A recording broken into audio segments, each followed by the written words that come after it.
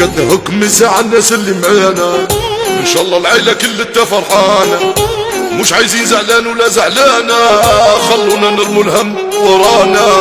دي وين العدو الهم يتبع فينا، مرة في سيولة ومرة في البنزينة، ترقع تركينة تنشر التركينة، براء الله غالب علينا.